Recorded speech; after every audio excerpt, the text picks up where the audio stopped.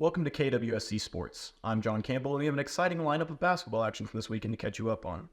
Let's get into the key matchups that had fans on the edge of their seats. The men's basketball team would take their first win of the weekend with a 79-57 win over the Concordia St. Paul Golden Bears. The Wildcats would head into halftime with a 1-point lead over the Golden Bears, and in the second half, the Wildcats would pull away, shooting 64% from the field. Alec Millender led the team with 18 points, 5 assists, and 5 rebounds, and tacking on 2 steals. This weekend would also see 2 overtime thrillers from the Wildcats, the first appearing on Saturday with the women's basketball team taking on Concordia St. Paul into double overtime.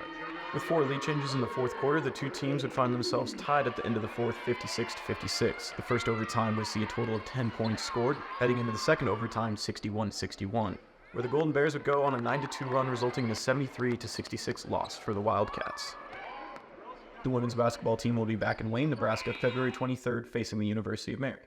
The second overtime thriller would appear on Saturday with the men's basketball team facing Minnesota Duluth.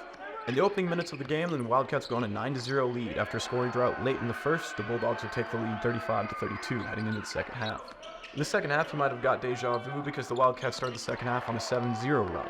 However, a very tight and competitive half, the Wildcats would find themselves going into overtime with the Bulldogs. The Bulldogs would see an early 4-point lead crushed by Trey DeVoe, returning it to a 1-point game. Coming down to the last 7 seconds of the game, Millender gets it in transition. Layup, no good. Put back from McCullough, no good, and a no call from the refs ends the game in a heartbreaking defeat for the Wildcats, 79-78. The men's team will be back in action on the road this weekend when they travel to Minnesota State Friday, February 9th. From KWSC-TV, I'm John Campbell.